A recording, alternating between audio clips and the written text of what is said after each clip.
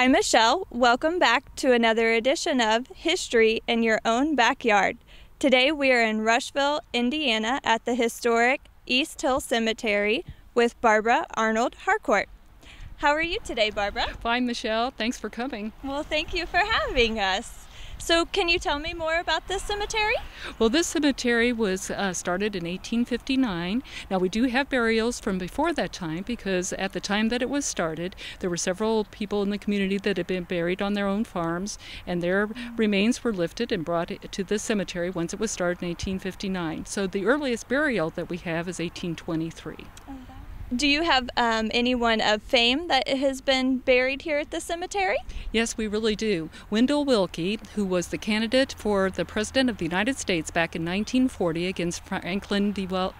Roosevelt, is buried here, and his burial site is still visited by many, many people, including school children and other groups, every year. And you'll be seeing pictures of that shortly.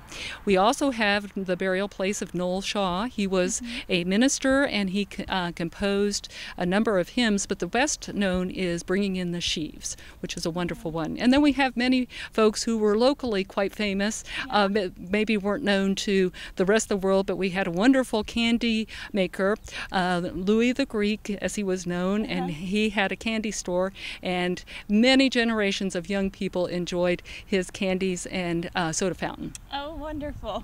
Well, it looks like a beautiful landscape around us. Can you tell me more about the garden setting here within the cemetery?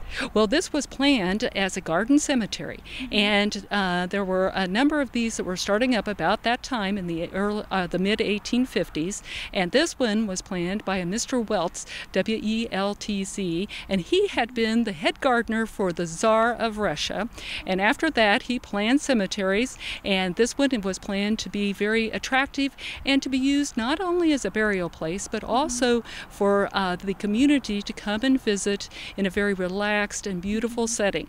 If people are familiar with Crown Hill Cemetery in Indianapolis, it also was planned to be a garden cemetery, and a number of cemeteries down in Cincinnati also are along this type of plan.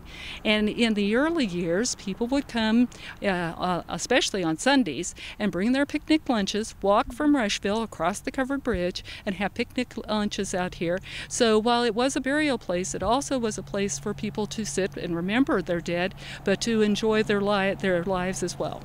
How nice. Do you have any interesting stories that you would like to share about the cemetery? Well, there are a number of things, and it's hard to know exactly what to talk about. One thing that was rather sad, we had a beautiful Civil War memorial with a monument on the top, similar to the one that we're standing in front of, with a Civil War veteran in copper, and that was stolen.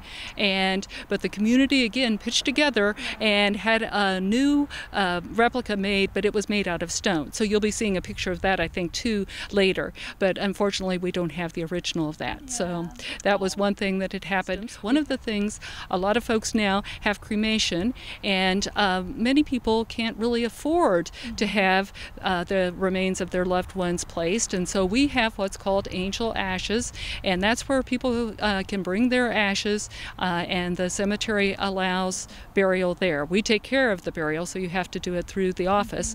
And you mentioned at one point the Kennedys as well? Yes. The Kennedys were a family of bridge builders, and they built covered bridges that are beautiful covered bridges, of which you folks have had a series on our covered bridges. So if the viewers have seen those covered bridges, they were built by the Kennedys, and they are buried here in East Hill as well. Now, we talked about when folks would walk from town to have their picnics here, they went over a covered bridge, which unfortunately doesn't exist now, but there was a covered bridge right at the entrance of the cemetery. Do you have any veterans that have been buried here as well? Many, many veterans are buried here, and we have a section for veterans, but we have veterans from all the wars, including the Revolution, at least 3 Revolutionary War soldiers, many from the Civil War, and all the ones up to the present date. We have a number of veterans buried, and we have a bridge that's dedicated to someone who was lost in World War II.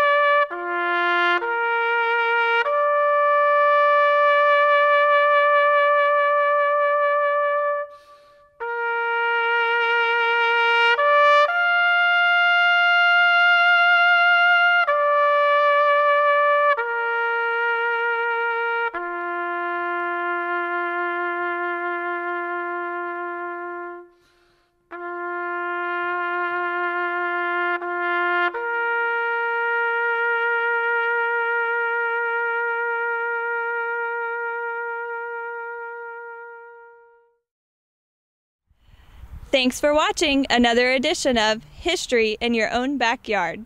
Today we are in Rushville, Indiana at the historic East Hill Cemetery.